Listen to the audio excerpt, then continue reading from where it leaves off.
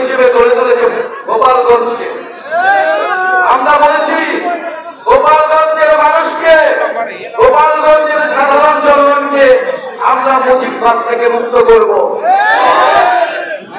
গোপালগঞ্জের সাধারণ মানুষের পাশে আমরা আছি।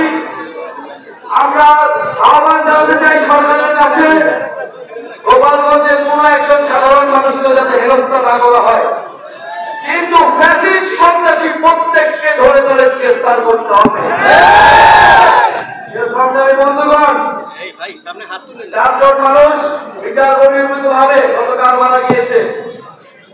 আমরা 5ই আগস্টের পরে বলেছিলাম সন্ত্রাসীদের ও মানবাধিকার আমরা বিশ্বাস করি। বিচারিক প্রক্রিয়া আওয়ামী লীগ ছাত্রলীগকে গ্রেফতার করতে হবে, বিচারের আওতায় আনতে হবে, কিন্তু আমরা দেখছি গ্রেফতার হচ্ছে না।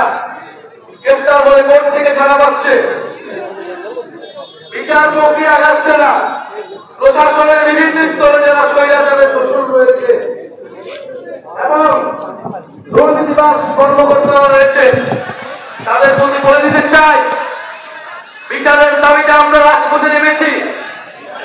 বিচারের আদায় না করে আমরা রাজপথ থেকে উঠে যাব না। আর যারা রিফাইন্ড আওয়ামী লীগ বাংলাদেশে প্রতিষ্ঠা করতে চায়, গতকালকে রিফাইন্ড আওয়ামী লীগের রিফাইন্ড মুজিববাদীদের একটা ভাষণ এই দেশের জনগণ দেখেছে। মুজিববাদী সন্ত্রাসীদের 5ই আগস্ট আমরা পরাস্ত করেছি। আমরা এখনো সময় দিচ্ছি আইনি ভাবে, শান্তিপূর্ণ ভাবে এই সকল সন্ত্রাসীদের গ্রেফতার করা হোক। আর না হলে আমরা অবিলম্বে গোপালগঞ্জে মার্চ করব এবং এবার কিন্তু আমরা ফিরে আসার জন্য মার্চ করব না। গোপালগঞ্জের মাটি ও জনগণকে মুজিববাদ থেকে সম্পূর্ণভাবে চিরতরে মুক্ত করে তারপরে ফিরে আসব। প্রিয় ফরিদপুরবাসী, আজকে ঐতিহাসিক 17ই জুলাই, যে 17 জুলাই আমাদের সংগ্রামী সদস্য সচিব আক্তার হোসেন এই গণ-অভ্যুত্থানে প্রথম গ্রেফতার হয়েছিলেন, রাজবন্দী হয়েছিলেন গণ-অভ্যুত্থানে বৈষম্যবিরোধী ছাত্র আন্দোলন থেকে। আজকে আমরা কফিন মিছিল করেছিলাম শহীদদের জন্য। সেই গণ-অভ্যুত্থানের সকল শহীদদের শ্রদ্ধার সাথে স্মরণ করি।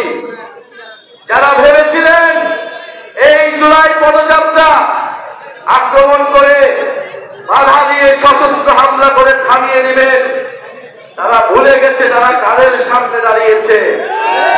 যারা মৃত্যুর মুখ থেকে বারবার ফিরে এসেছে, বুলেটকে তোয়াক্কা না করে বারবার রাজপথে দাঁড়িয়েছে, তাদের নেতৃত্বে এই জুলাই পদযাত্রা থামবে না।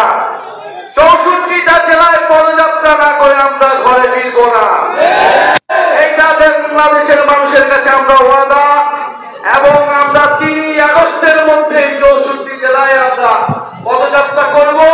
3 আগস্ট আমরা শহীদ মিনারে আমরা ইশতেহার এবং জুলাই সনদ ঘোষণা করতে দাবিতে আমরা জড়ো হব।